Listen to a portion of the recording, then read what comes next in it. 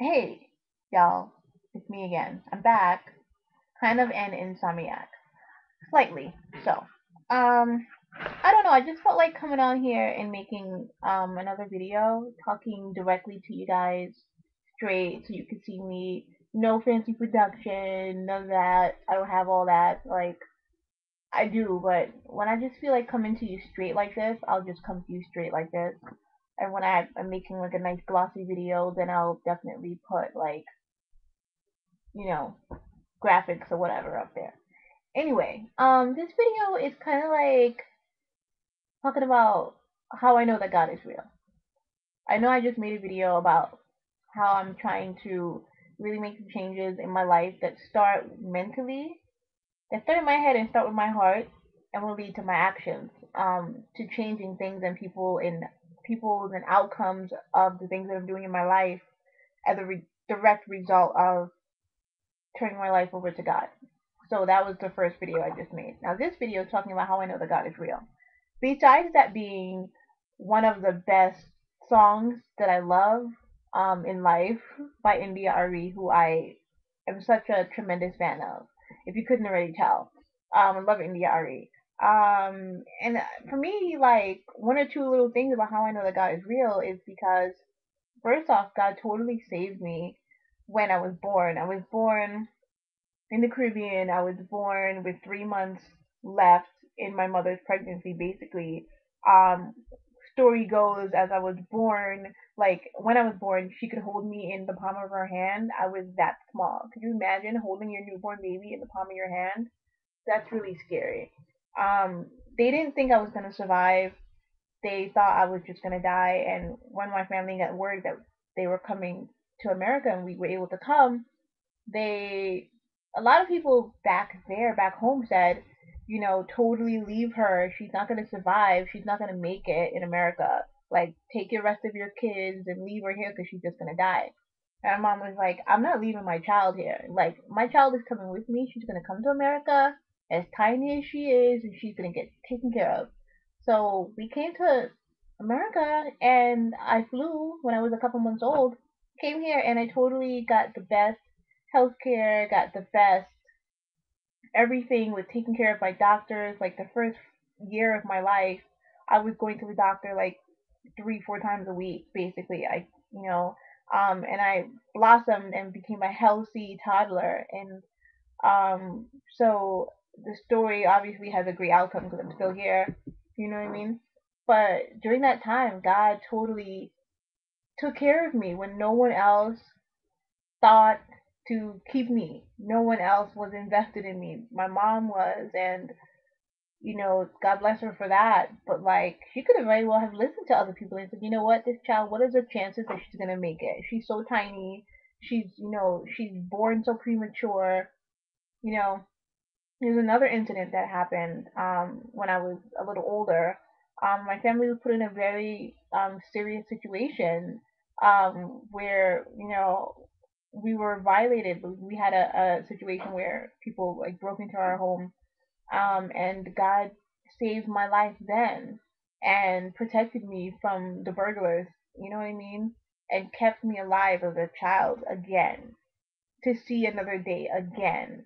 I know God's real because even with the little things, it doesn't always have to be an in your face, dramatic, tragic moment. It can be like there's a friend that I met when I was like 18 or 17, and every couple of years we keep bumping into each other.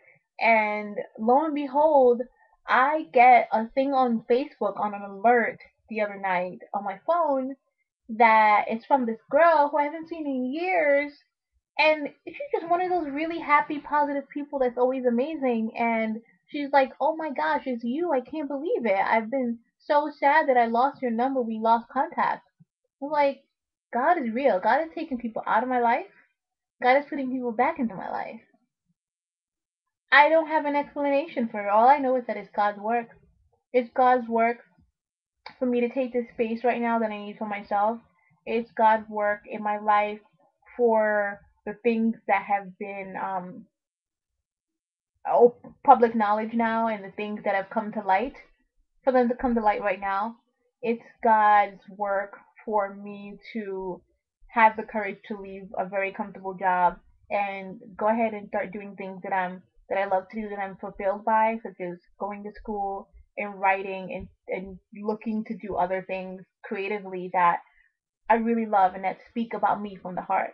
That's God's work in my life, like here today. It's God's work for me to meet amazing people and to know that literally 6 or 7 years ago, when I first started going to the church that I'm going to now, my roommate at the time was going to that church, and she invited me to one of her Bible studies, and I went a couple times and never, I went a couple times, never committed, but I went a few times, and stopped going to the church on and off for years, lost touch with the church, everything. And here I am, a member of this church right now at this day and age, and really looking forward to growing with this church and putting myself on the forefront for Christ and for God and for His Word. And I'm just kind of blown away that, yeah, God is real. A lot of people want to question it, but God is real. I know He's real because He's just done big things, little things. He's made the sky blue. He makes the rain fall. He makes you wake up every single morning. Like, I don't know. So that was basically what I wanted to say real quick, whatever. Um, and actually, I got this magazine in the mail, which is a side note completely that I'll show you anyway. Um, Black Enterprise, which I subscribe to. I do. I know some people may think it's an old person's magazine, but I don't really care. I like it. It's Black Enterprise, Wealth for Life, yada yada yada. So they're talking about 7 life enriching books, finance professionals that will keep you on track, corporate executive of the year, 40 best franchises for African Americans, yada yada yada. I like this magazine because it speaks to those of us that want to expand ourselves, that want to grow and think rich and think big and think beyond the parameters of where we came from. Because where I came from in the Caribbean, where I specifically came from, there's not a lot going on. And, you know, it's very sad and destitute, and you could just like not have a lot of opportunity. But you were okay with what you had because it was all that you knew. But my mother saw beyond that. She wanted more for us. She got us out. She brought us to New York. She brought us to America.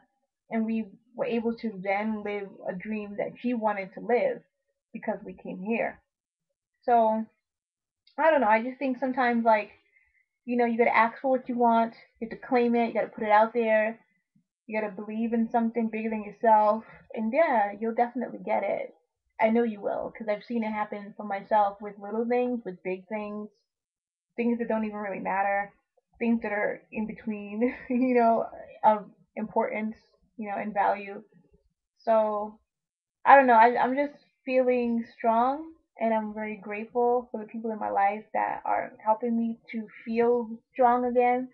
And I know that even though certain people in certain situations are being taken out of my life, certain people in certain situations are being put back into my life so that I can have a life. I can have the life that I want, which is a life of freedom, a life of being in charge of myself, a life of creativity, a life of an artist, a life of writing and, producing and writing and creating and going out there, meeting people, taking meetings, making things happen, being a voice for the people that aren't heard. Just, I don't know, and doing it all with a nice husband and a nice house and a nice set of children on my arm. But I know that that will come. But this is just kind of where I am right now, life of a 30-year-old. Um, and I'm doing good, and I'm moving on from the past. And whatever was in the past was yesterday, and I'm only right here, right now, and that's the best gift that I have, which is to be right here, right now. So, um, I don't know, just very thankful for YouTube and allowing it to be a platform for me to grow and show how I'm growing and see other people's growth as well on YouTube. And I'm loving it. I'm just loving the sisterhood, the circle, and the friendship. So that's all. I've talked enough. I know it's very sappy. All right, good night.